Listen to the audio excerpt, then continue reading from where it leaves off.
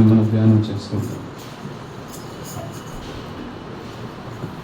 వాక్యమును యాకోబుకు తెలియజేసిన వాడని, వాక్యమును యాకోబుకు తెలియజేసిన వాడని, ఏ జనముకి లాగునా చేసి లేదని, ఏ జనముకి లాగునా చేసి ఉండలేదని, దేవునికి స్తోత్రము గానము చేయుటయే మంచిది, దేవునికి స్తోత్రము గానము చేయుటయే మంచిది. మొదటి కొరింథీయులకు రాసిన పత్రిక 11వ అధ్యాయం. మొదటి కొరింథీయులకు రాసిన పత్రిక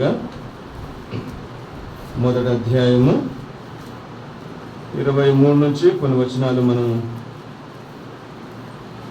అందరం కలిసి చదువుకుందాం. 23వ వచనం నుండి కొన్ని వచనాలు అందరం కలిసి చదువుకుందాం. మొదటి కొరింథీయులకు రాసిన పత్రిక 11వ అధ్యాయము 23 నుంచి కొన్ని వచనాలు అందరం కలిసి చదువుకుందాం. అందరం కలిసి. నేను మీకు అప్పగించిన దానిని ప్రభు వల్ల పొందుకుని, ప్రభు అయిన యేసు తాను అప్పగింపబడిన రాత్రి ఒక రొట్టెనెత్తుకొని కృతజ్ఞతాస్తుతులు చెల్లించి దానిని విరిచి, ఇది మీ కొరకైన నా శరీరము, నన్ను జ్ఞాపకము చేసుకొనుటకై దీనిని చేయడని చెప్పెను. ఆ ప్రకారమే భోజనమైన పిమ్మట ఆయన పాత్రనెత్తుకొని, ఈ పాత్ర నా రక్తం వలన క్రొత్త నిబంధన, మీరు దీనిలో త్రాగునప్పుడల్లా నన్ను జ్ఞాపకం చేసుకున్నట్టుగా దీన్ని చేయడని చెప్పండి. 28వ వచనం అందరం కలిసి.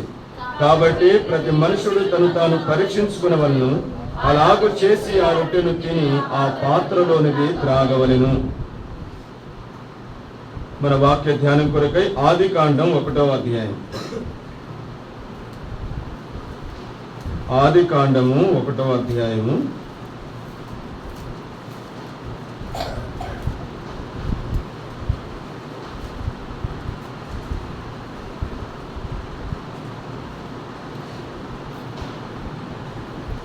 2 వచనాలు చదువుకుందామండి.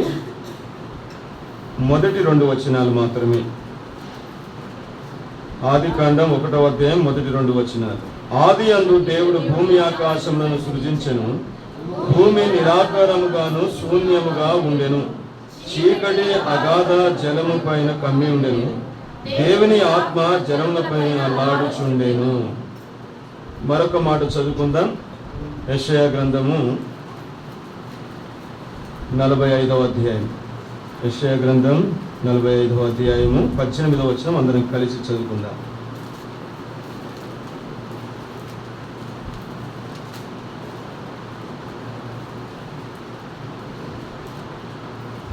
పేజీ నంబర్ 607 అందరం కలిసి చదువుకుందాం. ఆకాశములకు సృష్టికర్తయగు యెహోవాయే దేవుడు, ఆయన భూమిని కలగజేసి దాన్ని స్థిరపరచను. వికారంగా ఉన్నట్లు దాన్ని సృజింపలేదు, నివాస స్థలముగా దాన్ని సృజించింది. ఆయన సెలవిచ్చినదేమనగా, యెహోవాను నేనే, మరి ఏ దేవుడును లేడు. ఓకే. యోబు గ్రంథం తీద్దాం దయచేసి. యోబు గ్రంథం 12వ అధ్యాయం. యోబు గ్రంథం 12వ అధ్యాయము 8వ వచనం అందరం కలిసి చదువుకుందాం. వాక్యం చదివిన తర్వాత దాంట్లో ఏం రాయబడిందో మళ్ళీ అడుగుతాను, కొంచెం అర్థం చేసుకుంటూ మనం చదువుదాం దయచేసి ప్రార్థన పూర్వకంగా. యోబు గ్రంథం 12వ అధ్యాయం 8వ వచనం అందరం కలిసి.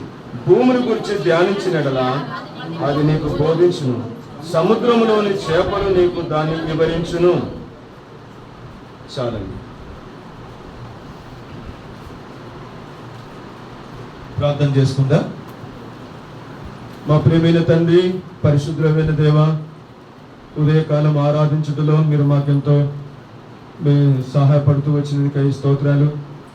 మా మధ్య మీరు సింహాసనాసనుడుగా ఉన్నందుకై, ఆత్మరూపిగా మా మధ్యలో సంచరిస్తున్నందుకై, కెరూబుల మీద ఆసీనుడుగా ఉన్న మా క్రీస్తు, మా ప్రభు, మా ద్వారా హెచ్చింపబడుటకు, మహిమపరచబడుటకు, స్తుతింపబడుటకు, స్తోత్రింపబడుటకు నాయనా మీరు మాకు ఇచ్చిన నీ వాక్యంను బట్టి, నీ వాక్యం ద్వారా ఆరాధించడంలో మీరు మాకెంతో సహాయపడుతూ వచ్చారు.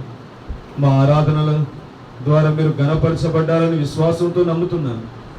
మా ప్రియమైన తండ్రి, మీకు స్తోత్రాలు. ఈ రెండవ భాగానికి మేము వస్తుండగా సహాయం చేయండి ప్రభా. మీ బలలో ప్రవేశించడానికి మీ నూతన తలంపులు, మీ నూతనత్వం ప్రభా, మీ మెలనిన స్వరం నాయన, నీ వాక్యములో మేమందరము కూడా హెచ్చరింపబడుటకు, ప్రోత్సహించబడుటకు, బలపరచుటకు మీరే సహాయం చేయండి. నీ వాక్యాన్ని మీరు మాకు అనుగ్రహించుము.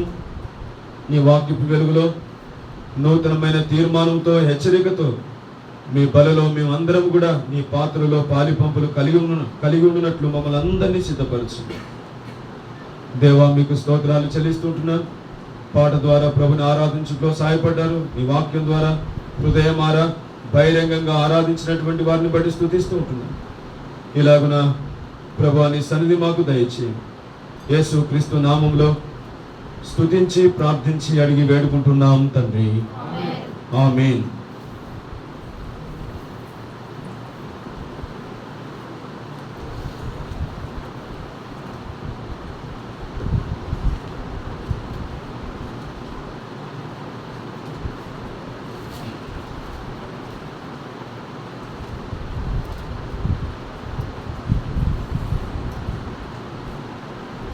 అయితే ఈ పాట మనం ఎందుకు పాడతామంటే, భక్సింగ్ గారు మనందరికీ తెలుసు కాబట్టి. ఎంతమంది చూశారండి భక్సింగ్ గారిని? చేతులు ఎత్తండి. సంతోషం. 1 2 3 4 5 6 7 8 9. సంతోషం. భక్సింగ్ గారు ఈ పాట బాగా పాడిస్తాడు. ఎందుకు మనం కూడా పాడుతుంటాం. ఆచారం ఏం కాదు, కానీ వాక్యం చదవకపోతే చాలా సిగ్గుపడాలంట. అందుకొరకు భక్సింగ్ గారు అట్లా బైబిల్ ఎత్తి బైబిల్ పాట పాడించేవాళ్ళు అనమాట. ఈరోజు ఒకరోజు సిగ్గుపడితే ఇంకా తర్వాత ఈసారి చక్కగా చదువుకొని వస్తారని అదొక నియమం, దైవికమైన నియమం అది. అంతేగాని అదొక ఆచారం ఏం కాదు, అదొక అలవాటు కాదు. ఎప్పుడు బైబిల్ ఎత్తి బైబిల్ పాట పాడాలనేది దైవజనుడు భక్సింగ్ గారి యొక్క దర్శనంలో ఇదొక క్రియారూపకమైన పనులు. ఇవన్నీ మనం చేయవలసిన పనులు అన్నమాట. కాబట్టి బైబిల్ గ్రంథం ఎక్కువ చదవాలి. అయితే భక్సింగ్ గారు అలాగే చెప్పాడు. కానీ అయితే నేను ఒకటి చెప్పాలనుకుంటున్నా ఏంటంటే, చాలామంది వాక్యం చాలామంది ఈ దినాల్లో చదవడం లేదు. ప్రభుచిత్తం అయితే యవనస్తులకు మరి యూత్ మీటింగ్లో చెప్పాలి. అయితే ఈనాడు వాక్యం చదవటం లేదు, కానీ ఫోన్లు మాత్రం గంటల తరబడి చూస్తున్నారు. ఎక్కడ చూసినా, ఏ సంఘంలో చూసినా పరిస్థితులు అలాగే ఉన్నాయి. మిమ్మల్ని కాదంటుంది, కాబట్టి ఎక్కడైనా ఏ సంఘంలోనే అట్లే ఉన్నారు యవనస్తులందరూ.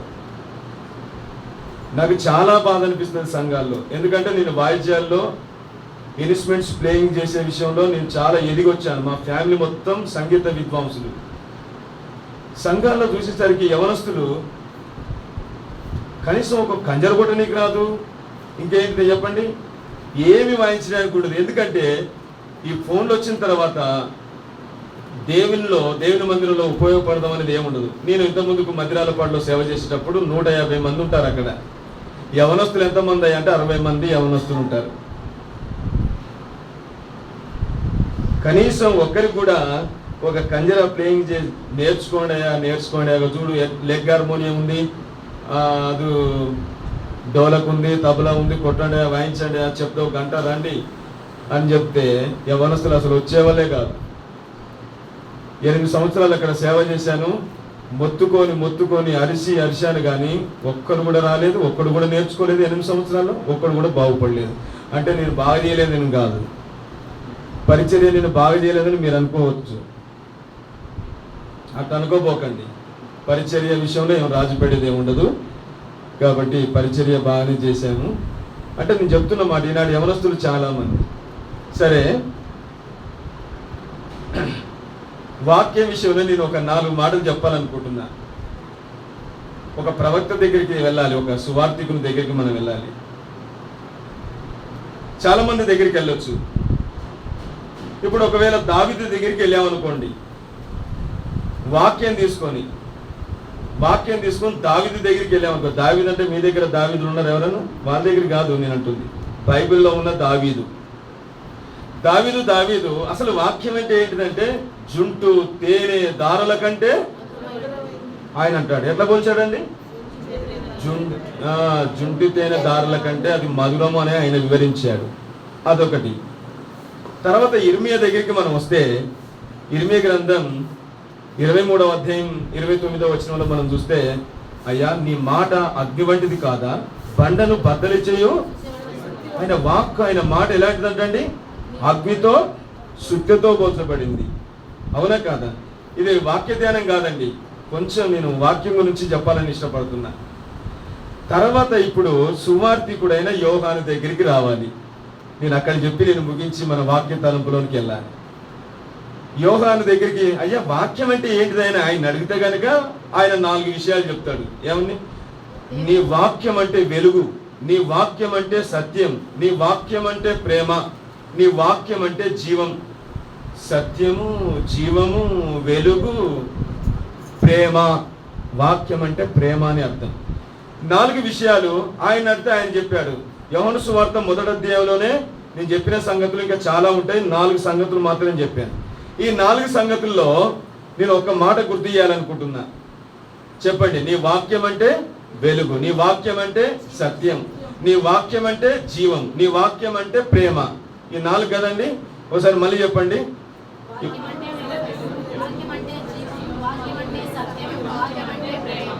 ఓకే, దీంట్లో నుంచి ఒక పదం తీసుకుందాం ప్లీజ్.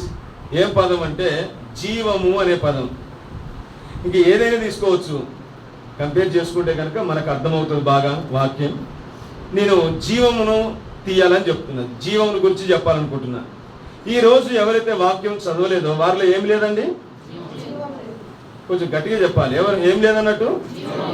అంటే సచ్చినట్ట బ్రతికినట్ట? అంటే నవ్వుతున్నారు కానీ అది నాకు చాలా బాధ అనిపిస్తుంది. ఒకరోజు నేను హిందూపూర్లో సువార్తకి వెళ్ళాను, ఎబ్రోన్ టీంలో. హిందూపూర్లో సువార్తకి వెళ్తే ప్రభుదాస్ అన్న అని ఆయన మా లీడర్, సువార్త లీడర్ ప్రభుదాస్ అన్న అని నల్గొండ జిల్లా నేడించర్లో సేవ చేసేవాడు. మమ్మల్ని 4 గంటలకు లేవగొడతారు. ఆ వ్యాన్ చూసుకునే బాధ్యత నాది. పత్రికలు నీట్గా, మళ్ళీ మన వాళ్ళు ఏం చేస్తారంటే పత్రికలు అటు ఇటు అని పడేస్తుంటారు, నీట్గా సర్దాలి. పత్రికలు ఒక చోట, తర్వాత బుక్స్ ఒక చోట. అప్పుడు చాలా ఉండదు. ఒకటి క్రొత్త నిబంధన ఉండేది, క్రొత్త నిబంధన. తర్వాత ఇప్పుడు వచ్చే క్రొత్త నిబంధనలు కాదు, కంప్యూటర్ ఇంత ఉంటాయి ఇప్పుడు క్రొత్త నిబంధనలు. అవి ఒక బైబిల్ లాగా ఉండేది అప్పుడు. క్రొత్త నిబంధనలే ఒక బైబిల్ లాగా ఉండేది అప్పుడు. ఇంత తయారు చేస్తున్నారు ఇప్పుడు. మనం వాటిని ఇప్పుడు మనం ఏం గౌరవిస్తుందని చెప్పండి, తీసి అటో ఏటో పడేస్తున్నారు ఈనాడు చాలా మంది. అప్పుడు బాగుండేది, అలా పెట్టేవాళ్ళు. ఒకరోజు నన్ను, అది దాదాపుగా 2006 సంవత్సరం అనుకుంటాను, 2006, ఆండ్రూస్ ఈరోజు చచ్చిపోయావా బ్రతికావా అని అడిగాడు. ఈరోజు చచ్చావా బ్రతికాడంటే నాకు, అంటే ప్రభు నమ్ముకుని అప్పటికే 10 సంవత్సరాల దాకా అవుతుంది అనుకోండి. అప్పటికే తెలుసు మనకి వాక్యం అంటే ఇదని తెలుసు. అయితే కొంచెం ఉంటుంది లోపల. ఏముంటుంది? పొద్దున్నే ఉదయకాలం ఉండి అపశక్నం మాటలు మాట్లాడుతున్నాడు ఒక సేవకుడు అయి ఉండి అని నేను అనుకున్నా. అతను చూస్తున్న చాలా కోపం వస్తుంది నాకు.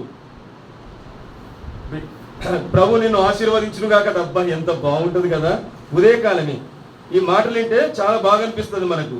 దేవుడు నిన్ను ఆశీర్వదించును గాక, దేవుడు నిన్ను కాపాడు గాక, నీ ప్రభు నిన్ను నడిపించును గాక, నీ అవసరతలు వ్యాఖ్యలు ఆయన మహిమైశ్వర్లో తీర్చబడును గాక అని చెప్తుంటే అబ్బా ఏ ఉంటుంది మనకంటే. ఫ్లైట్లో పోతున్నట్టు అనిపిస్తుంది కదా మనకు ఇలాంటి మాటలు చెప్తుంటుంటే. అదే ఉదయమే లేచి నువ్వు చచ్చావా బ్రతికావంటే ఎంత కోపం వస్తుందో చెప్పండి. ఎవరికైనా వస్తాయి, ఇక్కడ కూర్చునే వాళ్ళకి. మీకు రాదా చెప్పండి? మీ ఇంటికి వస్తాను, పొద్దున్నే గేట్ దగ్గర నిలబడి, ఏమక్క చచ్చావా బ్రతికావా, ఈరోజు ప్రైజ్ నాడు కూడా పెట్టాను ముందు. ఏం బ్రదర్ ఈరోజు చచ్చావా బ్రతికావా అని అంటే ఏమనుకుంటారు మీరు చెప్పండి? చీ వెళ్ళిపో అంట. ఇంట్లో కూడా రానివ్వరు కదా. అయితే ఆ మాట అనగానే నేను బాధపడుతున్నా. నా మనసులో అనుకున్నా, ఏంది పొద్దున్నే ఉదయమే అపశక్న మాటలు మాట్లాడుతున్నాడు అని అనుకుంటున్నాను. బాధపడుతున్న తర్వాత భుజం మీద చేయించాడు. ఈరోజు చచ్చావా బ్రతికావా అంటే బాధపడుతున్నావా? ఈరోజు వాక్యం చదివావా లేదా అన్నారు. చదివాను. 4 గంటలకు లేవగొడతారు. మౌన ధ్యానము, వాక్యం చదువుకోవాలా, వాక్యం ధ్యానం చేసుకోవాలా, మౌన ధ్యానం చేసుకోవాలా. 6 గంటలకు మళ్ళీ కుటుంబ ప్రార్థన ఉంటుంది.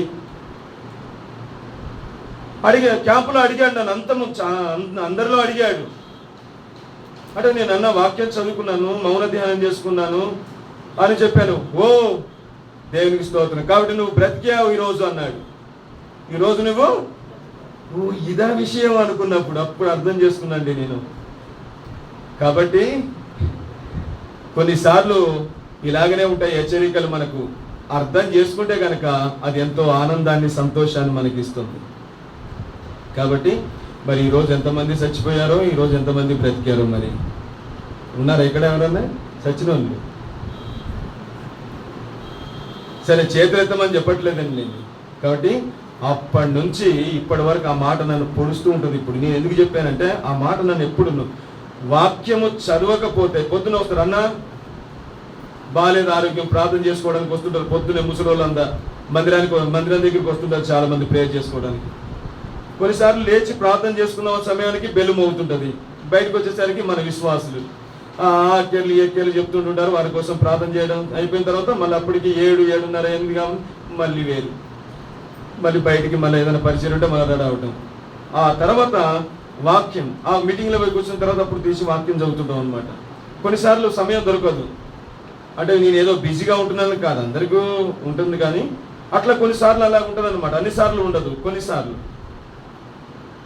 కాబట్టి ఈ మాట నాకు గుర్తుకొస్తుంది. ఎప్పుడైతే వాక్యం చదువుతుందో ఇది వెంటనే నాకు మనసుకు వచ్చేస్తుంది, పొడుస్తుంటుంది వెనక నుంచి. నాతాను ప్రవక్త వచ్చి దావీదును పొడిచినట్టు, ఏది బెత్షెబ విషయంలో పాపం చేసినప్పుడు ప్రవక్త వస్తాడు కదా ఎవరి దగ్గరికి, పొడుస్తూ ఉంటుంటాడు అతన్ని. అలాగనే ఉంటుంది అనమాట ఆ మాట. కానీ కొన్ని మాటలు మనకు ఎంతో ఆత్మీయత నేర్పిస్తాయి, పడిపోకుండా కాపాడుతాయి. అలాంటివి మనం మనసులో ఉంచుకోవాలి. మన వాక్య ధ్యానం చాలా చక్కటి వాక్య ధ్యానం. ఇది లోతైంది, మనకి ఎక్కువ సమయం కావాలి. మరి ఇప్పటికే 1 అయింది. కాబట్టి ఇంకొక 20, ఒక అరగంట, 1:30కు నేను ముగిస్తానండి. కాబట్టి మీరు వేచి ఉండాలి. రండి, ఆదికాండము 1వ అధ్యాయం.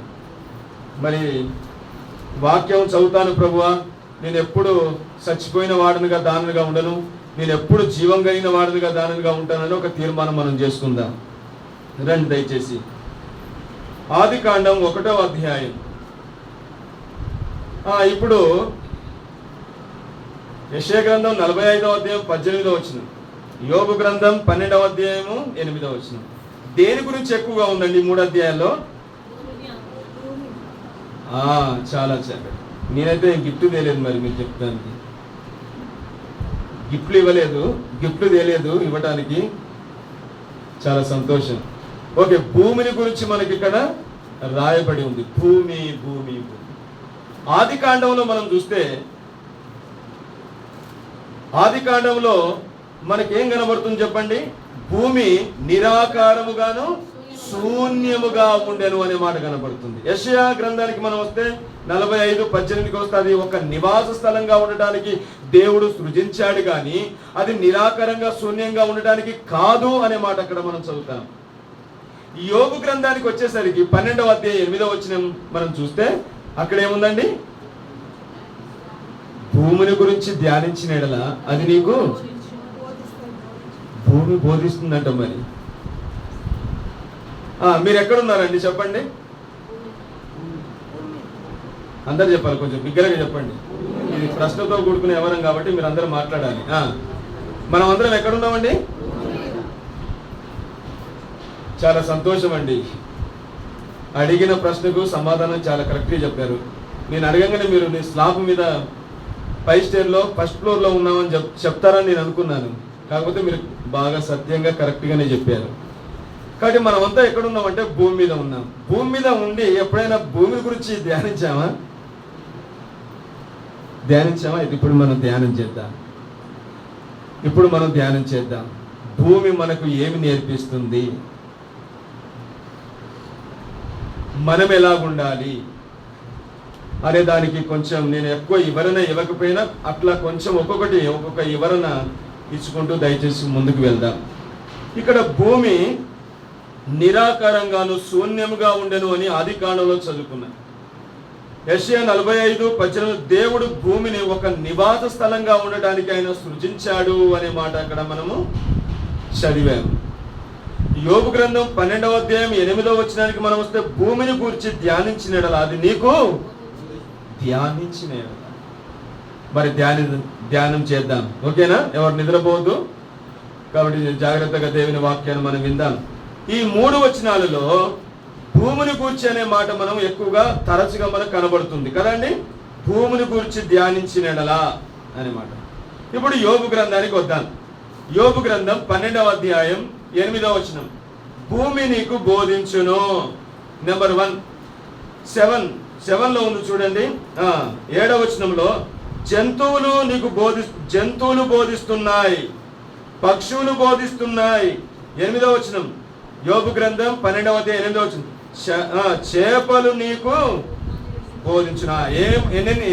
ఎన్ని బోధిస్తున్నాయి చెప్పండి? 1. ఏమండి కొంచెం ఎక్కువ కూర్చున్న వాళ్ళు కూడా చెప్పండి. మాకు కాదులే అనుకుంటున్నారా? కొంచెం చెప్పండి.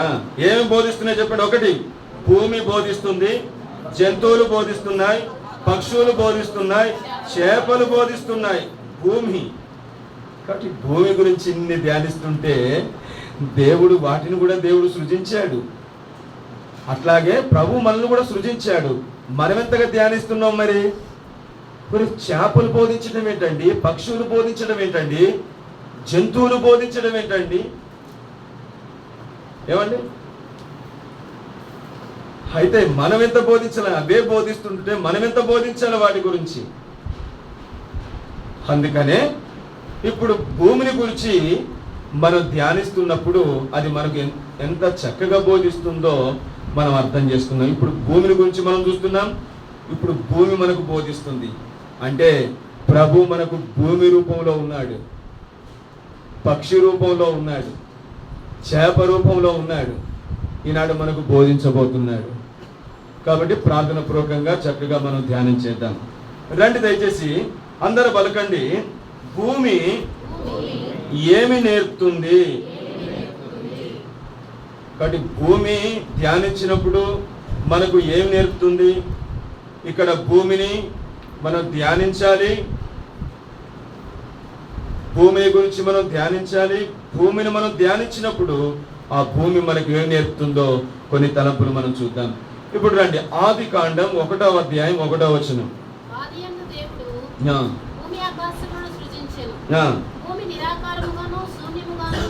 చాలండి. ఇప్పుడు భూమిని గురించి చూస్తున్నామండి. ఇక్కడ భూమిని గురించి చూస్తే భూమి ఎలా ఉందండి? ధ్యానిస్తున్నాం. ఇప్పుడు ధ్యానిస్తుంటుంటే ఏముందండి? నిరాకారంగా ఉంది, శూన్యంగా ఉందంట. మరి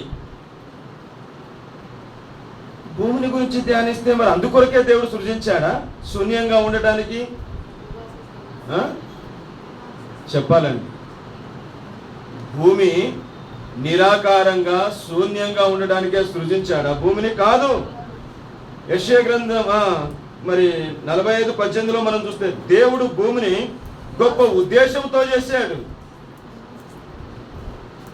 దేవుడు అది నిరాకారంగా ఉండటానికి, శూన్యంగా ఉండటానికి కాదు, కానీ అది నివాస స్థలంగా ఉండటానికి దేవుడు భూమిని సృజించాడు అనే మాట ఇక్కడ మనం చూస్తాం. సామెతల గ్రంథం 16వ అధ్యాయం 4వ వచనం. ఇక్కడ చూడండి దయచేసి. దేవుడు కలగజేసినటువంటి విధానాన్ని ఇక్కడ మనం చూస్తామా? యెహోవా ప్రతి వస్తువును, దేవుడు ప్రతి వస్తువును దాని పని నిమిత్తమును కలగజేశాడనే మాట రాయబడింది. చాలా అద్భుతమైన మాట ఇది. అంటే దేవుడు ఆకాశాన్ని, భూమిని కూడా దేవుడు ఒక వస్తువును ఆయా పని నిమిత్తం చేస్తే ఈ ఆకాశం ఒక పని నిమిత్తం చేయలేదా? భూమిని దేవుడు ఒక పని నిమిత్తము చేయలేదా? చేశాడు. అది శూన్యంగా ఉండటానికి కాదు, అది నిరాకారంగా ఉండటానికి కాదు. కాబట్టి ఆయా పని నిమిత్తమై చేయబడుతూ వచ్చాయి, సృష్టింపబడుతూ వచ్చాయి. ఇది మనం అర్థం చేసుకుందాం దయచేసి. ఇంకా దేవుడు మరి మనల్ని కలగజేస్తూ వస్తే నీ ద్వారా మన ద్వారా మన జీవితంలో మనం ఎలాగున్నాం, నిరాకారంగా ఉన్నామా, శూన్యంగా ఉన్నామా అనేది మనం కూడా పరిశీలన చేసుకోవాలండి. లేకుంటే నివాస స్థలంగా ఉన్నామా, అలాగుంటే ప్రైజ్ లార్డ్. కాబట్టి మన బ్రతుకులో మన జీవితాల్లో కూడా భూమిలాగా నిరాకారంగా శూన్యంగా ఉన్నామేమో ఒకసారి దయచేసి మనం పరిశీలన చేసుకుందాం. నిరాకారంగా శూన్యంగా జీవించడం కాదు. దేవుడు అనే మాట దేవుని వాక్యంలో మనం చూస్తే ఈ ఆదికాండము 1వ అధ్యాయము 1వ వచనంలో 36 సార్లు రాయబడింది. దేవుడు అనే పదం 1వ అధ్యాయంలోనే మొదటి వచనాల్లోనే 32 సార్లు దేవుడు దేవుడు దేవుడు అనే పదం 32 సార్లు రాయబడింది. మీరు ఇంటికి వెళ్ళాక ధ్యానం చేయండి దయచేసి. కాబట్టి ఎందుకు పుట్టించాడు అని అంటే, ఇప్పుడు రండి దయచేసి దేవుని వాక్యం ధ్యానం చేయడానికి మొదలు పెడదాం. రండి, యెషయా గ్రంథం 43వ అధ్యాయం 7వ వచనం. రండి దయచేసి, యెషయా గ్రంథము 43 7వ వచనం.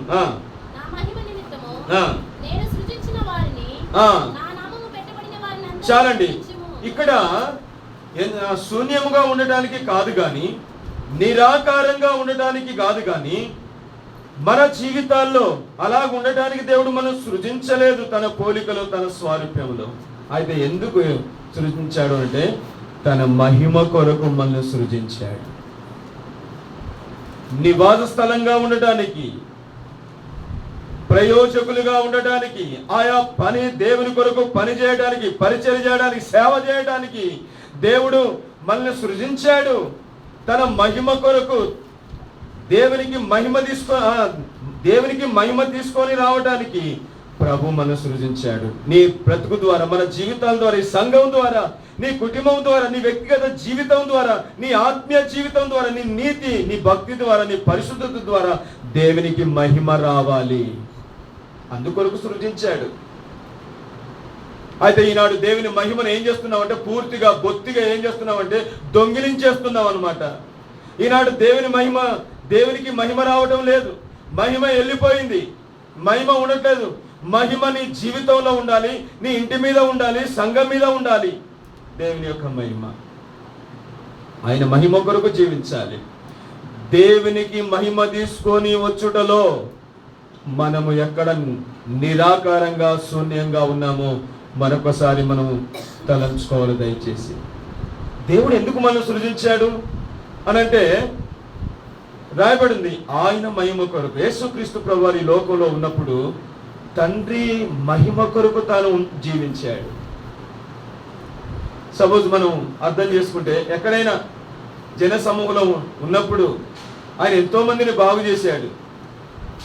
బాగు చేసిన తర్వాత ఎక్కడైతే దేవుడు తన అద్భుతమైన కార్యం చేశాడో అక్కడ అసలు క్షణం ఉండేవాడు కాదు.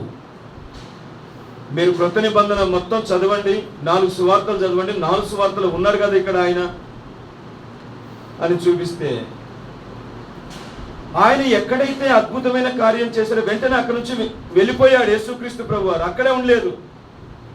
ఎందుకంటే దేవుని తండ్రికి మహిమ తీసుకురావడానికి, నాకు అది మహిమ, నా తండ్రికి మహిమ రావాలని యేసు ప్రభువారు మరి తండ్రికి ఇచ్చే మహిమను తాను దొంగిలించలేదు, తాను పొందలేదు. తండ్రి మహిమ కొరకు జీవించాడు 33.5 సంవత్సరాలు. ఇప్పుడు మనకు టీవీలలో కనబడుతున్నాయి, యూట్యూబ్లలో కనబడుతున్నాయి. ప్రార్థన చేస్తే పడిపోతున్నారు. ఎట్లొచ్చింది చెప్పమ్మా, నీకు నీ మాటలు ఎలాగొచ్చినాయి, నువ్వు ఎట్లా బాగు చేయబడ్డావు, వీడియో తీయండి, ఫోటోలు తీయండి అని చెప్తుంటారు ఈనాడు. బట్ అది కాదు మహిమ అది కాదు. అక్కడ మనం ప్రార్థన చేస్తే అక్కడ అద్భుత కార్యం జరిగిందంటే వెంటనే మనం మరుగు చేయబడాలి. యేసు ప్రభువారు మరుగు చేయబడ్డాడు చాలా సందర్భాల్లో, మనకు తెలుసు.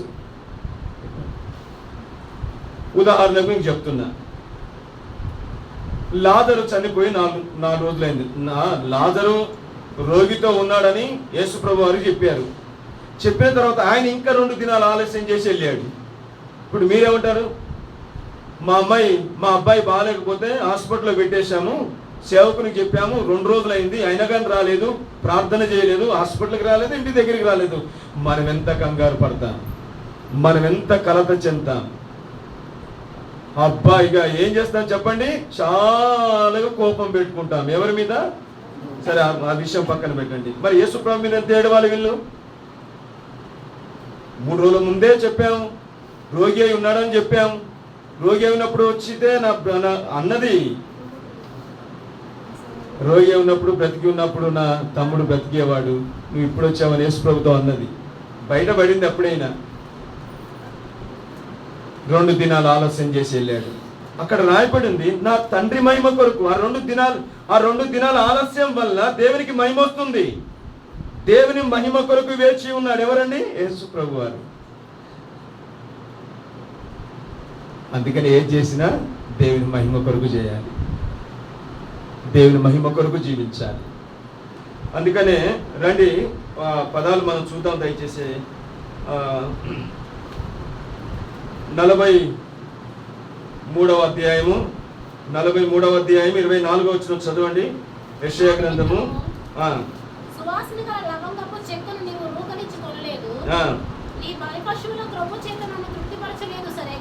సరే కదా, నీ పాపముల చేత నన్ను విసిగించుచున్నావేమిటి? నన్ను ఆయాస పెడుతున్నావేంటి? దేవుని ప్రజలారా, ఇంకా దేవుని విసిగిస్తూ ఆయాస పెడుతున్నటువంటి అనుభవంలో మనం ఉంటే కనుక ఇంకా దేవునికి మహిమ తీసుకొచ్చేటువంటి వారంగా లేమనేటువంటి సంగతి ఇక్కడ మనకు పూర్తిగా అర్థమవుతుంది. ఇది ఒక శూన్యమైన జీవితం కనపడుతుంది. దేవునికి ఎవరు మహిమ తీసుకురారో, దేవుని మహిమ కొరకు ఎవరైతే జీవించారో, వాస్తవంగా దేవుని దృష్టికి వారు ఎలాంటి వారంటే శూన్యం, నిరాకారం అనేటువంటి తలంపును ఇక్కడ మనం అర్థం చేసుకుందాం.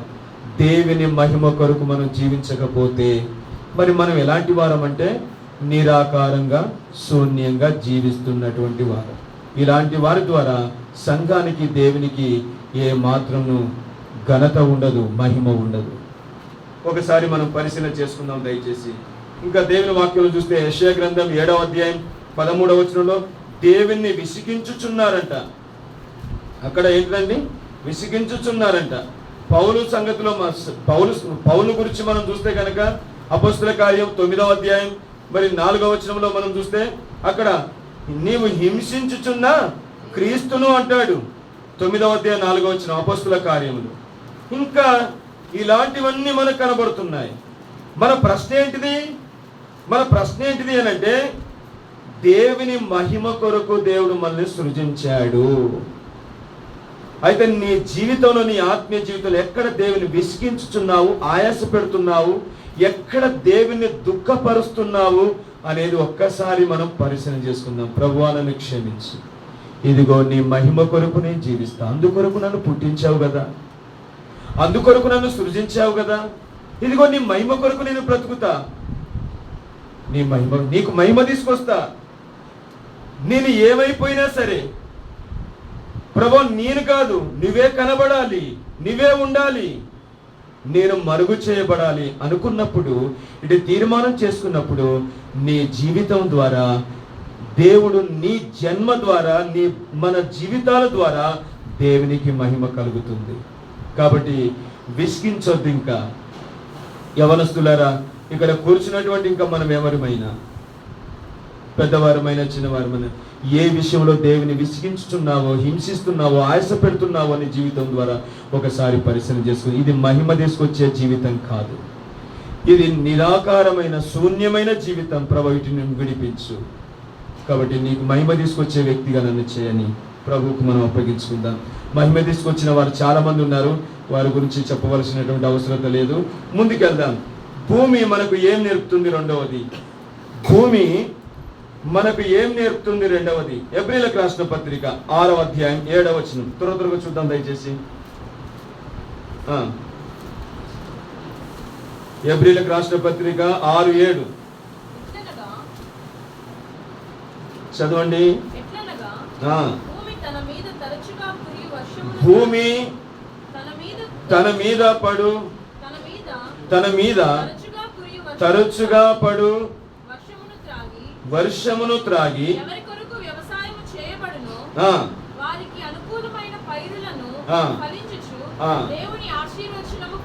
కాబట్టి రెండవది భూమిని గురించి మనం ధ్యానిస్తున్నామండి. ఏం దొరుకుతుందో అర్థం చేసుకుందాం. కాబట్టి భూమిలో తవ్వుతుంటే కొంతమందికి బంగారం దొరుకుతుంది. భూమిలో నుంచి బంగారం ఉంది, ఇనుము కూడా ఉంది. అయితే మనకు బంగారం లాంటి దేవుని వాక్యం దొరుకుతుంది. మనం ధ్యానం చేద్దాం భూమిలో నుంచి. అందుకనే భూమిని తవ్వుతున్నాం ఇప్పుడు. రెండవది భూమిని మనం ధ్యానిస్తే భూమి మనకి ఏం బోధిస్తుంది అని అంటే, భూమి రెండవది ఆశీర్వాదకరంగా ఉంది. నెంబర్ 1, దేవుని మహిమ కొరకు జీవించాలి. దేవునికి మహిమ తీసుకొచ్చే భూమిగా ఉండాలి మనం. దేవుడు భూమిని సృజించినట్లుగా దేవుడు మనల్ని సృజించాడు. ఆయన సంకల్పం ఏమిటంటే ఆయన మహిమ కొరకు మనం జీవించాలి, మహిమ తీసుకొచ్చేటువంటి వారంగా ఉండాలి. ఎంత క్రయధనమైన పర్వాలేదు.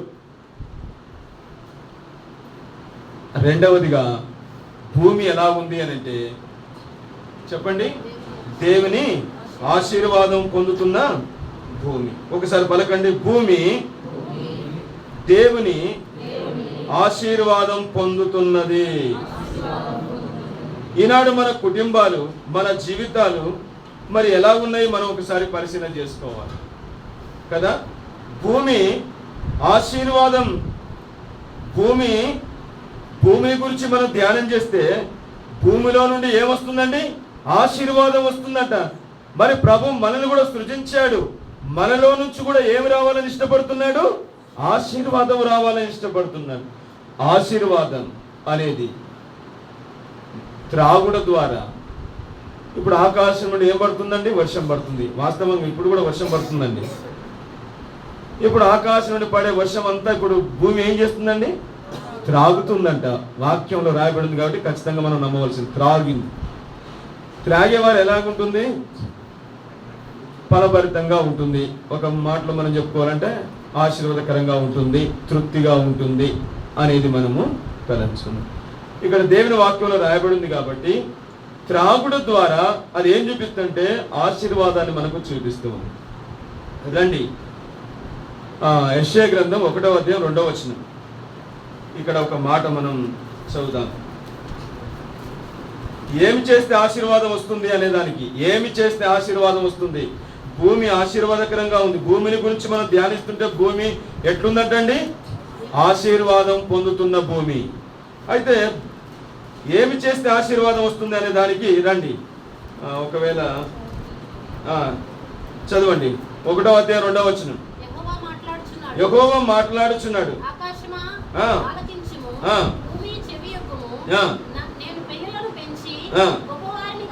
చాలండి. ఇక్కడ భూమి ఏమంటున్నాడు? ఆకాశము ఆలకించు, భూమి. ఇక్కడ భూమితో దేవుడు మాట్లాడుతున్నాడు. తర్వాత ఇంకొక మాటకు వద్దాం. ద్వితీయోపదేశకాండం 28వ అధ్యాయం 1వ వచనం. ద్వితీయోపదేశకాండము 28వ అధ్యాయం 1వ వచనం. త్వరగా తీయాలండి, అప్పుడే అలసిపోయారేంటి? నీ దేవుడైన యెహోవా మాట శ్రద్ధగా విని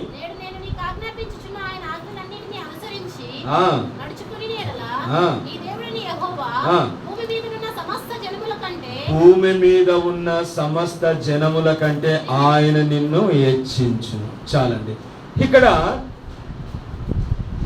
ఏం చేస్తే ఆశీర్వాదం వస్తుందండి? ఏమండి, మనం అందరం ఎవరు? 3వ తలంపులో చెప్తాను ఇప్పుడు మనకు. అయితే ఏం చేస్తే ఆశీర్వాదం వస్తుందట? నీ దేవుడైన యెహోవా మాట శ్రద్ధగా వింటే భూమి ఏం చేయాలి? భూమి ఏం చేయాలి? నీళ్లు. ఓకే, మంచి మాట చెప్పారు. నీళ్లు త్రాగాలి, నెంబర్ 1. నెంబర్ 2 ఏంటంటే ఆయన మాట వినాలి. యెషయా గ్రంథం చదవండి ఇప్పుడు. యెషయా గ్రంథం 1వ అధ్యాయం 2వ వచనం. భూమి చెవియొగ్గుము అంటే దేవుని మాట ఏం చేయాలి? వింటుంది. వినాలి కాదు, మన తర్వాత వద్దాం మన కాడికి. భూమి ఒకటి ఆశీర్వాదకరంగా ఉంది, రెండవది భూమి దేవుడు చెప్పే మాటలను ఏం చేస్తుంది? ఆలకిస్తుంది, వింటుంది. దేవుని మాటలు వినే భూమి. ఒక భూమి అలాగ ఉంటే, భూమిని ధ్యానిస్తుంటే భూమి అంట దేవుని మాటలను ఏం చేస్తుంది? చెవి ఎక్కుతుంది, వింటుంది, ఆలకిస్తుంది. మరి ఎలాంటి భూమిగా ఉందండి? అందుకనే అంత ఆశీర్వాదకరంగా ఉంది అని అంటే అది దేవుడిచ్చే నీళ్లను, వాక్యమైన నీళ్లను త్రాగుతున్న భూమి. ఎక్కడండి? ఈ భూమి కాదు, మనమే భూమి. ఇక్కడ కూర్చున్న మనం భూములం. ఎలాగుండాలి చెప్పండి? దేవుడిచ్చే వాక్యాన్ని త్రాగాలి. నువ్వెంత త్రాగుతావో అంత ఆశీర్వాదం నీలో నుంచి ప్రబలుతుంది, వ్యాపించబడుతుంది. దేవుని మాటలు ఎంతగా వింటావో అంత ఆశీర్వాదం ఉంటుంది. భూమి చెవియొగ్గు నా మాటలు, విను నా మాటలు. దేవుని ప్రజలారా, మనం ఒక భూమి గురించి ధ్యానం చేస్తున్నాం. మనమే భూములం అంటే భూముల పేరు చెప్పండి, త్వరగా ఆలస్యం చేద్దండి. భూముల పేరు చెప్పండి. పట్ట భూములంట, పంట పండే భూములు,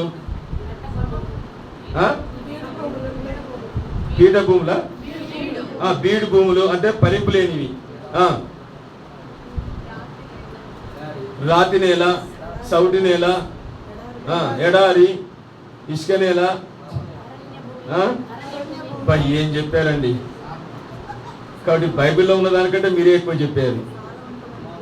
సారవంతమైన భూములు. మళ్ళీ ఓకే, ఇన్ని భూములు ఉన్నాయి కదా. కాబట్టి ఏ నేల మంచిదండి? ఇప్పుడు ఇన్ని చెప్పారు కదా, ఏ నేల మంచిది అంటారు? సారవంతమైన భూమి అంటే మంచిది, అంటే ఫలితం వస్తుంది, మనకు ఆశీర్వాదం వస్తుంది. అంటే ఇన్ని భూములు మనకు కనబడుతున్నాయి. అంటే మనం కూడా దేవునింట్లో, దేవుని మందిరంలో ఉన్నటువంటి ఎలాంటి భూములంగా మనం ఉండాలి అని అంటే సారవంతమైన భూమిగా, ఆశీర్వాదం, దేవుని ఆశీర్వాదం పొందే భూములంగా ఉండాలి. దేవుని ఆశీర్వాదం లేనటువంటి వారు ఎలాంటి వారు అంటే నిరాకరంగానే, శూన్యమైనటువంటి వారే. కాబట్టి అలాగుంటే, సంఘంలో అలాగుంటే దేవుడు ఇష్టపడండి, ఒప్పుకోడు అసలు. మనం ఎలాగుండాలి? మనం ఆశీర్వదింపబడటానికి దేవుడు తన వాక్యమైన నీళ్లను మనకి ఇస్తున్నప్పుడు త్రాగు. ఎంత త్రాగుతామో అంత ఆశీర్వాదాన్ని మనం పొందగలం, అంత ఆశీర్వాదాన్ని ఇవ్వగలం. సంఘములో ప్రతి ఒక్కరంగా నిరాకరంగా, శూన్యంగా ఉండటానికి దేవుడు మనం సృజించలేదు. మనం ఆశీర్వాదకరంగా ఉండటానికి దేవుడు మనల్ని సృజించాడు. అందుకొరకై దేవుడు ఏం చేశాడు? ఆయన వాక్యాన్ని మనకి ఇచ్చాడు. అంతేనండి. ఇంకొక మాట చూద్దాం. ఆయన ఎంత ఆశీర్వాదం పొందాడో. ఒక భూమి వ్యక్తి దగ్గరికి వెళ్దాం. అతని పేరుంది కానీ వాక్యాన్ని బట్టి ఒక భూమి దగ్గరికి వెళ్దాం. తర్వాత పేరు మీరే చెప్పండి. ఆ భూమి ఎంత ఆశీర్వదింపబడిందో మనం చూద్దాం దయచేసి. ఆదికాండం 22వ అధ్యాయము 18వ వచనం చదవండి ఎవరైనా. ఆదికాండం 22వ అధ్యాయం 18వ వచనం త్వరగా చదవండి.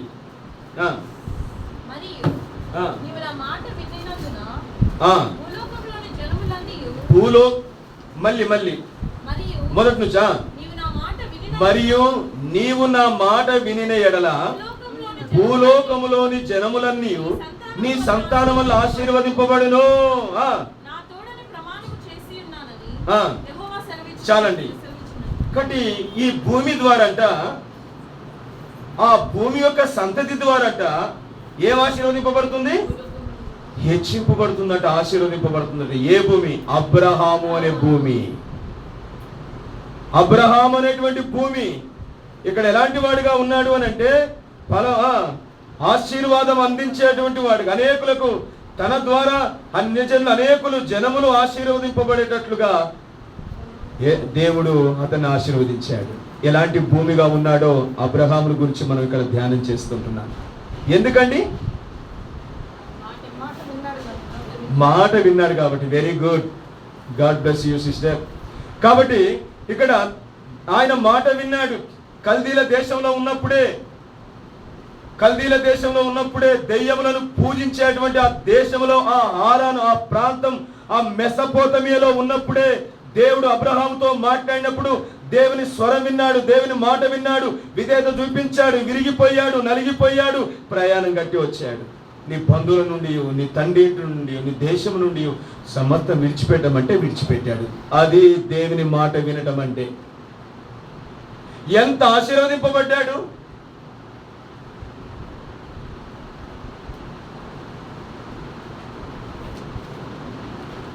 అలాంటి భూమిగా మనం ఉండాలి. దేవుని యొక్క ప్రణాళిక మధ్యాహ్న కాల సమయం అలాంటి భూములంగా దేవుని మాట వినడం ద్వారా విస్తారమైనటువంటి ఆశీర్వాదం మనం పొందుతాం.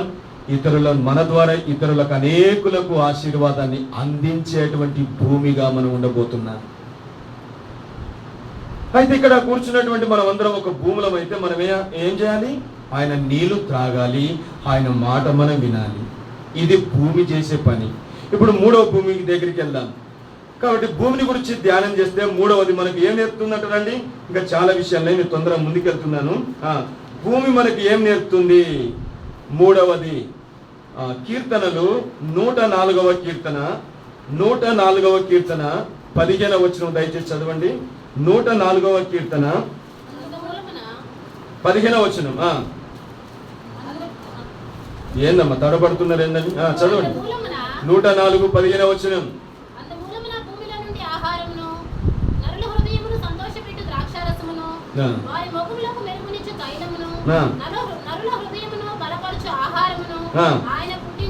సరే, ఇప్పుడు తడబడకుండా చదివారు.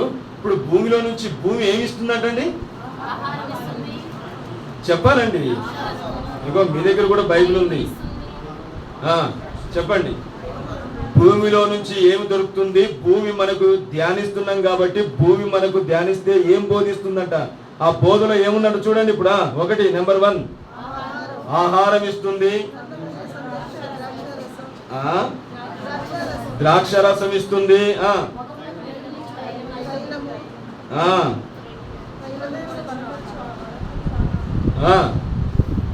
ఏందండి 4 విషయాలు ఉన్నాయి అక్కడ. మీ దగ్గర ఉందా లేదా? చినిగిపోయిందా బైబిల్? అధ్యాయం ఏమైనా చినిగిపోయిందా? ఏంది చూడండి ఒకసారి. 4 మాటలు చెప్పాలి. మళ్ళీ చెప్పండి మొదటి నుంచి. ఒకటి, భూమిని ధ్యానిస్తున్నాం. భూమి మనకి ఏం బోధిస్తుంది అంటే ఇక్కడ 4 విషయాలు ఉన్నాయి. ఒకటి, మీరు దాటి రావద్దు, మళ్ళీ దాటి వస్తున్నారు. సరే చెప్పండి, దాటి వచ్చినా పర్వాలేదులే. ఒకటి ఆహారము, చూడండి, ద్రాక్షరసము, తైలము, సంతోషం. 4 బాగా చెప్పారు. ఇప్పుడు నేను చెప్తున్నాను వినండి. ఇప్పుడు నేను చెప్తున్నా, భూమిని గురించి మనం ధ్యానం చేస్తున్నాం. ఏం బోధిస్తుంది అంటే నెంబర్ 1 బలం ఇస్తుంది, రెండవది సంతోషాన్ని ఇస్తుంది, మూడవది ఆహారాన్ని ఇస్తుంది, నాలుగవది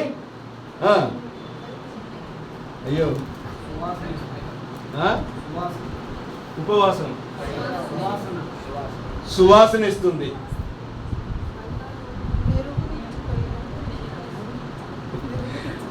మళ్ళీ చెప్పండి, మళ్ళీ రిపీట్ చేయండి. ఒకటి బలం ఇస్తుంది,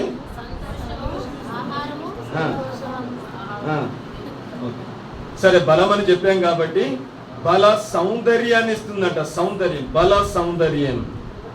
4వది అది పెట్టుకుందాం దయచేసి. బల సౌందర్యం, బలం సపరేట్ పెట్టుకుందాం. తర్వాత ఇంకా ఏంటండి? సంతోషం, ఆహారం, బల సౌందర్యాలు ఇస్తుంది. అంటే ఈ 4 భూమిలో నుంచి 4 వెదజల్లుతుంది అని అంటే భూమి ఎట్లుందండి చెప్పండి? ఎట్లుందండి భూమి? Yes, okay. ఫలభరితంగా ఉన్న భూమి, ఫలభరితంగా ఉన్న భూమి. చాలా అద్భుతంగా మీరు కూడా ప్రార్థన చేసుకొని వచ్చారట్టున్నారు. చాలా సంతోషం. కాబట్టి ఫలభరితంగా కనబడుతున్న భూమి ఇక్కడ. ద్వితీయోపదేశ కాండం దగ్గరికి వెళ్దాం దయచేసి. 33వ అధ్యాయం 16వ వచనంలో అక్కడ ఏమనుందండి? ఒకసారి చదవండి దయచేసి. ద్వితీయోపదేశ కాండం 33వ అధ్యాయం 16వ వచనం. ఎట్లా అంటండి? సంపూర్ణంగా ఒట్టొట్టి ఏంటండి? ఫలభరితం కాదు, సంపూర్ణమైన భూమి, సంపూర్ణంగా ఫలిస్తున్న, సంపూర్ణంగా ఫలభరితమైన భూమిగా కనబడుతుంది. ఇలాగుండాలి దేవుడు సృజించినప్పుడు, దేవుడు తయారు చేసుకున్నప్పుడు ఎట్లుండాలి భూమి? ఇక్కడ దేవుడు మనల్ని కూడా సృజించాడు. మన జన్మ ద్వారా, మన జీవితాల ద్వారా ఎట్లుండాలి? ఫలభరితంగా ఉండాలి, బలం ఇచ్చే వరంగా ఉండాలి, సంతోషం ఇచ్చే వాళ్ళంగా ఉండాలి, ఆహారం ఇచ్చే వాళ్ళంగా ఉండాలి, బల సౌందర్యాలు మనలో నుండి వ్యాపింపజేయబడాలి అని దేవుడు కోరుతున్నాడు. అలాంటి భూమిగా మనం ఉండాలండి. సంఘములో దేవుని ప్రజలమైన మూడవది భూమిని గురించి మనం ధ్యానిస్తున్నాం. భూమి ఇక్కడ ఫలభరితంగా ఉంది. నీ ఆత్మీయ జీవితం ఫలభరితంగా ఉందా? నీ ప్రార్థన ఫలభరితంగా ఉందా? నీ ఆరాధన ఫలభరితంగా ఉందా? నువ్వు చేస్తున్నటువంటి భక్తి, నీ విశ్వాసం నీకు ఫలభరితంగా ఉందా? ఒకసారి మనం పరిశీలన చేసుకుందాం దయచేసి. ఎలాంటి భూమిగా మనం ఉండాలి? చూడు, భూమే అలాగిస్తే మనం ఎంతగా ఉండాలండి? మనలో ఉండి దేవుని బలము ఉండాలి, సంతోషము, ఆత్మ సంబంధమైన దైవికమైన సంతోషం మనలో ఎంత ఉండాలి? ఆహారం అంటే ఏ ఆహారం? బిర్యానీ కాదండి, బిర్యానీ లాంటి శ్రేష్టమైన దేవుని వాక్యం మనలో ఉండాలి. అలాంటి భూములంగా ఉండాలి. బల సౌందర్యాలు, ఆత్మ సంబంధమైన బల సౌందర్యాలు మనలో ఉండాలి. ఆత్మ సంబంధమైన సౌందర్యాన్ని గురించి దేవుడు మాట్లాడుతున్నాడు. అవి ఉండాలి మనకి, వాటితో నింపబడాలి. అలాంటి భూములంగా ఉండాలి దేవునిలో. భూముల పేరు చెప్తారు కదా, ఆ భూములను గురించి కాదు, మనమే ఒక భూమి దేవుని కొరకు. దేవుని సంఘములో మనమే ఒక భూమి. అయితే బలం ఇచ్చేవారంగా, సంతోషం ఇచ్చేవారంగా, ఆహారం ఇచ్చేవారంగా, బల సౌందర్యాలు మనలో నుండి ఒక సువాసనగా వెళ్ళాలి. సంఘం ద్వారా వెళ్ళాలి, నీ జీవితం ద్వారా వెళ్ళాలి, నీ కుటుంబం ద్వారా వెళ్ళాలి. రండి దయచేసి ఇంకొక మాట మనం చదువుదాం. ఆదికాండం 35వ అధ్యాయం 27వ వచనం చదవండి దయచేసి. 27వ వచనం రండి.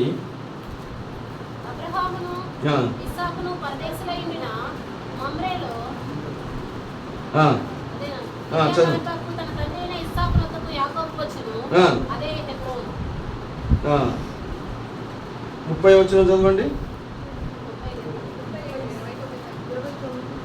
35, 27వ వచనం లేదా?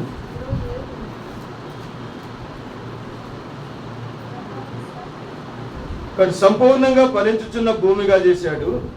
అనేకులకు సంతోషమిచ్చుచున్న భూమి, అనేకులకు తైలము అనుగ్రహిస్తున్నటువంటి భూమి. కాబట్టి ఇవన్నీ మనం ధ్యానం చేసినప్పుడు భూమి ఇక్కడ ఫలభరితంగా ఉన్నట్లుగా మనకు కనబడుతుంది. దయచేసి మొట్టమొదటిగా భూమిని దేవుడు సృజించాడు. అది నిరాకారంగా శూన్యంగా ఉండటానికి కాదు, కానీ అది దేవుని మహిమ కొరకు. ప్రభు మనం సృజించాడు, దేవుని మహిమ కొరకు మనం జీవించాలి. రెండవది, భూమిని గురించి మనం ధ్యానించినప్పుడు భూమి దేవుని ఆశీర్వాదం పొందుతుంది. ఆశీర్వాదం పొందేటువంటి భూములంగా మనం ఉండాలి మన జీవితాలు. మూడవదిగా మనం చూస్తే, భూమిని ధ్యానిస్తే భూమి ఏమని బోధిస్తుంది మనకంటే అది ఫలభరితమైందిగా కనబడుతుంది. మన ఆత్మీయ జీవితంలో ఫలభరితంగా మనం ఉండాలి. అలాంటి భూమిగా మనం ఉండాలి. మనం అందరం ఇక్కడ కూర్చున్నటువంటి భూములంగా మనం ఉండాలి. నాలుగవది, భూమి గురించి మనం ధ్యానం చేస్తే ఏం నేర్పుతుంది దాన్ని దయచేసి. నిన్ను బట్టి యెహోవా, మరి అక్కడ లాబాను గురించి మనం చూస్తాం. లాబాను యాకోబుతో అంటాడు, యెహోవా నిన్ను బట్టి నన్ను ఆశీర్వదించను అనే మాట మనకు కనబడుతుంది. కాబట్టి మనల్ని బట్టి ఫలభరితం, మనల్ని బట్టి ఆశీర్వాదం, మనల్ని బట్టి దేవునికి మహిమ ఘనతలు ఆరోపింపబడాలి. నాలుగోది రండి దయచేసి, 4వ మాట మనం చూస్తాం.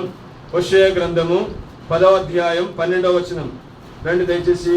హోషేయ గ్రంథము రండి దయచేసి. హోషేయ గ్రంథము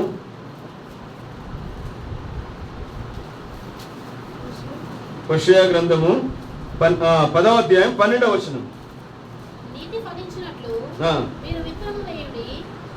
ఫలించినట్లు మీరు విత్తనం వేయుడి, ప్రేమను కోత కోయుడి.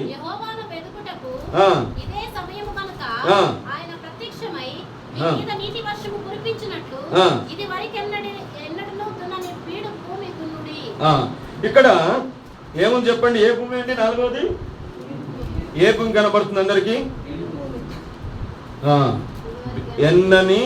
ఎన్నడు దున్నని బీడు భూములను దున్నుడి అని అన్నాడు. కాబట్టి నాలుగోదిగా మనం చూస్తే ఇక్కడ బీడు భూమిని గురించి దేవుడు మాట్లాడుతున్నాడు. బీడు భూమి బలం ఇచ్చేదిగా, లేకుంటే ఆహారం ఇచ్చేదిగా, సంతోషం ఇచ్చేదిగా, బల సౌందర్యాలు ఇచ్చేదిగా, దేవునికి మహిమ తీసుకొచ్చేదిగా, ఫలభరితంగా ఉండే భూమిగా ఉండాలంటే ఈ భూమి నాలుగవది దున్నబడాలి. దున్నబడకుండా మొలుస్తుందా? ఫలిస్తుందా ఏమన్నా? కాబట్టి అట్టి ఫలితం, అట్టి అభివృద్ధి, అట్టి ఫలితం, అట్టి అభివృద్ధి మనం చూడాలంటే భూమి ఏం చేయబడాలంటండి?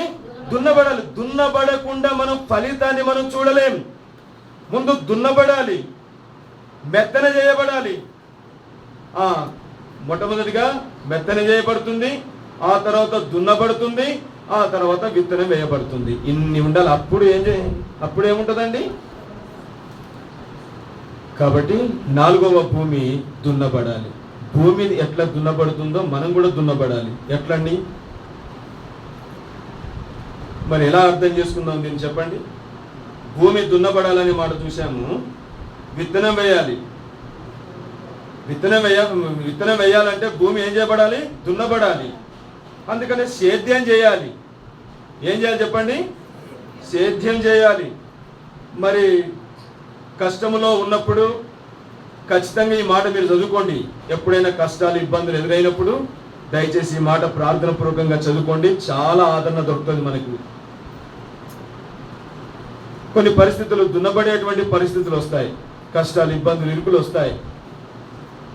అయినా సేద్యం చేయడం అనేది మనం ఎప్పుడు కూడా మనం మర్చిపోవద్దు. సేద్యం చేస్తూనే ఉండాలి. ప్రభు కొరకు కష్టపడుతూనే రావాలి. ప్రభు కొరకు మనం ప్రయాసపడాలి. ఇక్కడ అదే మాట మనం చూస్తాం. మన కష్టములో మనకి ఏం దొరుకుతుంది అని అంటే 129వ కీర్తనకు మనం వద్దాం. దయచేసి రండి త్వరగా.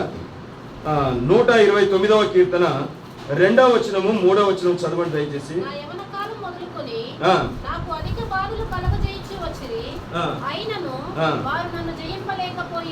వారు నన్ను జయింపలేకపోయిరి. దున్నువాడు నా ఈపును దున్నిరి. కాబట్టి ఇక్కడ చూడండి, ఆయనను వారు నా పైన ఏం చేయలేకపోయారు? జయింపలేకపోయారు. నా ఈపును దున్నారు, నన్ను కొట్టారు, కొరడా దెబ్బలతో కొట్టారు, నా ఈపును చీల్చారు, దున్నారు. ఒక వ్యవసాయకుడు భూమిని దున్నినట్లుగా నా ఈపును కూడా దున్నారు. ఆయనను ఇంతగా చేసినా నా పైన వారు విజయం పొందలేకపోయారు, జయించలేకపోయారు. యేసు ప్రభు వారు ఎంత అద్భుతమైన, ఇది కష్టములో ఉన్నప్పుడు మనం చదువుకోనండి ఈ మాట. యేసు ప్రభు వారు ఈ లోకంలో ఉన్నప్పుడు ఎంత సేద్యం చేశాడు, ఆయన ఎంత పరిచర్య చేశాడు, ఎంత సేవ చేశాడు దేవుని కొరకు, ఎంత కష్టపడ్డాడు, ఎంత చెమట ఓర్చాడు. ఇక్కడ అదే ఆ మాట మనం చూస్తాం. దయచేసి ఇక్కడ 66వ కీర్తనలో 11వ వచనం మనం చదవండి దయచేసి. 66వ కీర్తన 11వ వచనం. 66వ కీర్తన 11వ వచనం.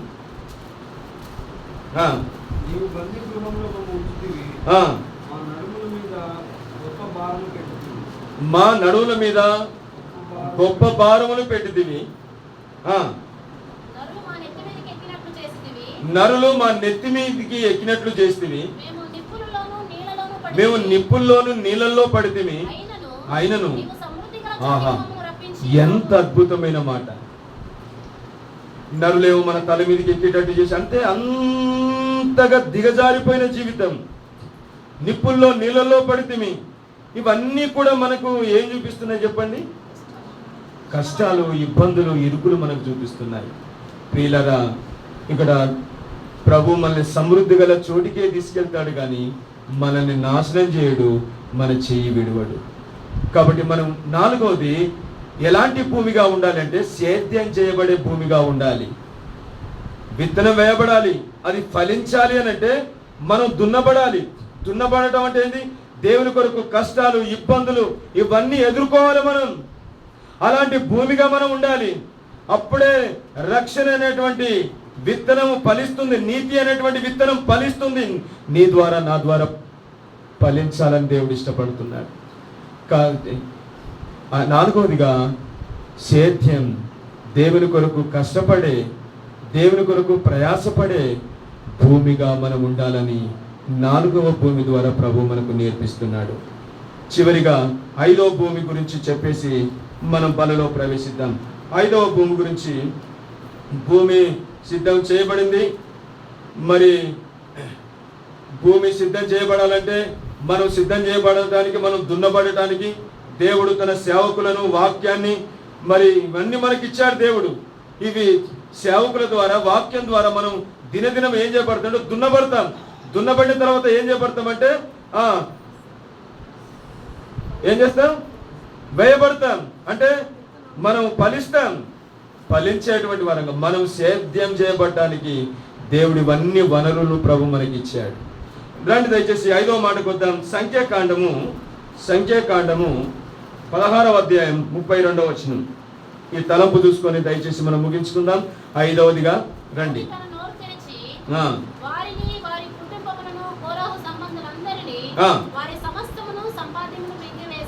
ఓకే అండి, ఇప్పుడు ముగింపుకి వచ్చాం కాబట్టి కొంచెం అందరూ చాలా హైలైట్గా ఉంటారు. ముగిస్తాను అన్నాడు కాబట్టి కొంచెం అందరం తేలిగ్గా ఉండాలి. ఇప్పుడు ఏ భూమిగా ఉందండి చెప్పండి. సరే, ఇప్పుడు 4 భూముల గురించి చెప్పిన తర్వాత ఈ భూమి గురించి మనం ధ్యానం చేద్దాం. ఒకటి, ఏ భూమిగా ఉండాలి? వాక్యాన్ని బట్టి చూస్తే ఇది ఎన్నోది అవుతుంది అంటే 6వది అవుతుంది. చెప్పన్నా, భూమి ఒకటి నివాస స్థలంగా ఉండడానికి దేవుడు సృజించాడు. 2వది మహిమ కొరకై దేవుడు సృజించాడు. 3వది ఆశీర్వాదం పొందుతున్న భూమి, ఫలభరితంగా ఉన్న భూమి, దున్నబడుతున్న భూమి, సేద్యం చేయబడుతున్న భూమిగా మనం ఉండాలి. ఇప్పుడు 6వదిగా మనం చూస్తే సంఖ్యాకాండం దగ్గరికి మనం వచ్చాం. 16:32 మళ్ళొక్కసారి చదవండి సార్. మరొక్కసారి కొంచెం బిగ్గరగా చదవండి.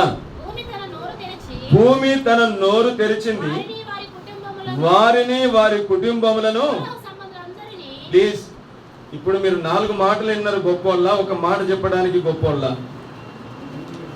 4 మాటలు విని ఒక మాట చెప్పడం అంత కష్టమేం కాదు, అవునా కదా? చెప్పాలి. ఏ భూమి అండి? 5వది 16:32 ప్రకారం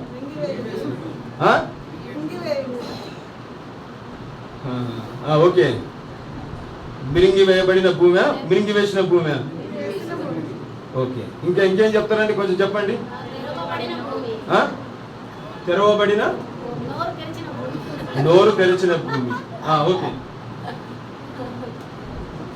మీరేం చెప్పట్లేదండి సిస్టర్స్, సీనియర్స్ ఏం చెప్పట్లేదు ఇక్కడ.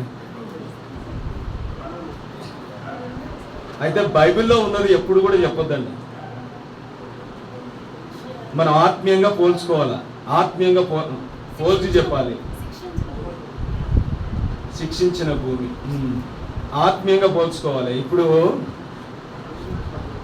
రక్షించిన అన్న ఏందన్నా?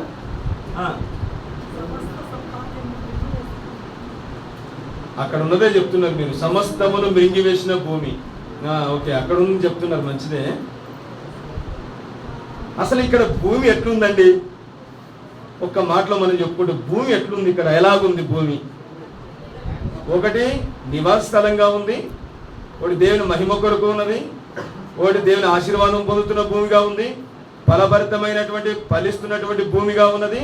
5వది దున్నబడుతున్న భూమి, సేద్యం చేయబడుతున్న భూమి. ఫలించాలంటే సేద్యం చేయబడాలా.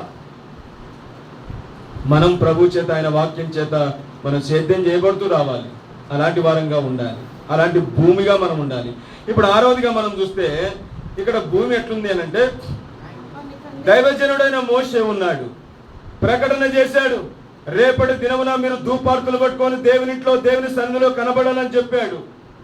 చెప్పిన తర్వాత కోరావు, దాతాలు ఏం చేశారు? దైవజను మాట వినలేదు. నువ్వు మా మీద అధికారం చెలాయించడానికి వచ్చావా? అక్కడ ఉన్నాయండి పదాలు, నేను ఆ పదాల గురించి నేను చెప్పడం లేదు.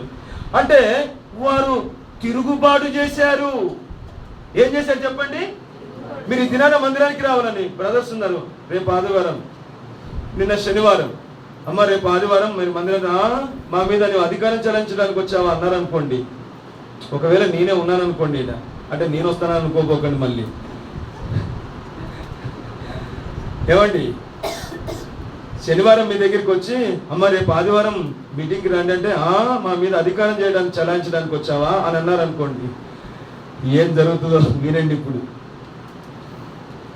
కోరావు, దాతాళ్ళు, అభిరాములు, మోసే, ఈ తెగవారు, ఈ తెగ సంబంధించినటువంటి వారు ఏం చేశారంటే తిరుగుబాటు చేశారు. తిరుగుబాటు చేసిన వెంటనే ఏం జరిగింది? ఇప్పుడు వద్దాం. ఇప్పుడు భూమి ఎలా ఉంది అని అంటే సంఘానికి దేవునికి సహకారిగా ఉన్న భూమి. ఎందుకు చెప్పండి? భూమి మింగి వేసింది, సంపాదన మింగి వేసింది, వాళ్ళని మింగేసింది అని చెప్పారు కదా మీరు ఇప్పటిదాకా. ఇప్పుడు చెప్పండి, ఇక్కడ భూమి సంఘానికి ఎట్లుందండి? కొంచెం బిగ్గరగా చెప్పాలండి. మరి నువ్వెట్లున్నావు? సంఘములో తిరుగుబాటు రాకుండా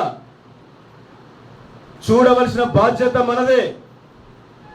ఎలాంటి భూమిగా మనం ఉండాలి? సంఘానికి సహకారిగా ఉండాలి. సంఘానికి సహకారిగా ఉండే భూమిగా ఉండాలి. సంఘములో తిరుగుబాటు రాకుండా చూడవలసిన బాధ్యత మన మీద ఉంది లేదా? మరి ఎందుకంటే నాకు బాధ్యత లేదులే, నాకు లేదులే. బ్రింగి వేయాలి. ఒకవేళ దేవుని ప్రజలమైన మనము భూమిగా, మనము సంఘములో ప్రతి ఒక్కరూ ఒక భూమిగా ఉండి తిరుగుబాటు ఎక్కడి నుంచి వస్తుందో అక్కడ మనం బ్రింగి వేసే వారంగా ఉండాలి. నేను హైదరాబాద్లో ఒక సంగతి విన్నా, అది మనకెంతో సవాలుగా ఉండబోతుంది. హైదరాబాద్లో పెద్ద హోటల్ ఉందండి. అందుకనే నేను హోటల్లో భోజనం చేయాలి, హోటల్లో ఎక్కువగా చేయాలంటే నేను అంత ఇష్టపడను అన్నా. అందుకని నేను రెండింటి తిందామని అనుకోపోకండి ప్లీజ్. అయితే అందరూ వచ్చి కూర్చున్నారు. కూర్చున్న తర్వాత అతడు వడ్డిస్తున్నాడు. ఆ కర్రీలో ఏముందంటే బొద్దింక పడింది. బొద్దింక ఎంత స్మెల్ ఉంటుందండి? ఎంతమంది పట్టుకున్నారండి బొద్దింక? నేను పట్టుకున్నాను. బొద్దింక మన ఇంట్లో తిరిగితే కనుక చాలా భయంకరమైనటువంటి స్మెల్ ఉంటుంది, మనకు అందరికీ తెలుసు. ఆ పురుగు పడిందండి, బొద్దింక పడింది కర్రీలో. తింటుంటే చూసిన తర్వాత అతని ప్లేట్లో పడింది. ఇదేంటిదండి అని అన్నాడు. అతను ఏం చేశాడు? ఆ వడ్డించేవాడు ఓనర్, ఆ వడ్డించేవాడే ఓనర్ వచ్చాడు. ఏం చేశాడంటే ఆ బొద్దింకను తీసుకొని నోట్లు వేసేసుకున్నాడు. ఎందుకండి చెప్పాలి? ఎందుకండి? తన బిజినెస్ అంతా కూడా, తన వ్యాపారం అంతా ఏమైపోతుందో చెప్పండి? బ్రింగి వేశాడు. బ్రింగి వేసిన తర్వాత కనబడతా బొద్దింకు ఉంది, ఇక్కడ బొద్దింకు ఉంది అని ఎవరైనా చెప్తారా చెప్పండి? బ్రింగి వేశాడు. ఎక్కడుంది బ్రదర్, ఎక్కడ? అతడు కూడా స్టన్ అయిపోయాడు. ఇప్పుడు ఏం చెప్తాం? నా ప్లేట్లో ఈ కర్రీలో బొద్దింక పడింది అని ఏం చెప్పగలుగుతాడు చెప్పండి? అందుకనే చూసారా, తన బిజినెస్ పాడు కాకుండా, లాస్ రాకుండా బొద్దింకను మింగి వేశాడు. ఎంత సేఫ్టీ చేసుకున్నాడండి? తను బ్రతికాడా, తను ఉన్నాడా? బ్రతికే ఉంటాడులే, ఆ బొద్దింక ఏం కాదు, ఇబ్బంది ఏం లేదు. కానీ అంటే ఏం మింగి వేశాడండి? తన బిజినెస్, తన వ్యాపారం పాడు కాకున్నట్టు ఏం చేశాడు? బ్రింగి వేశాడు. ఆ తర్వాత ఏదైనా జరిగింది, సేఫ్టీగా ఉందా లేదా? ఇప్పుడు తన బిజినెస్ బాగా జరుగుతుంది, సంపాదన జరుగుతుంది. ఆ చిన్నది తను బ్రింగి వేయటం ద్వారా, అంటే హోటల్కి తను ఎట్లున్నాడండి? ఎంత సహకారిగా ఉన్నాడండి చెప్పండి? ఎంత సహకారిగా. తన బిజినెస్ అంత అద్భుతంగా జరగడానికి కారణం ఏంటంటే తను ఆ పురుగును మింగివేశాడు.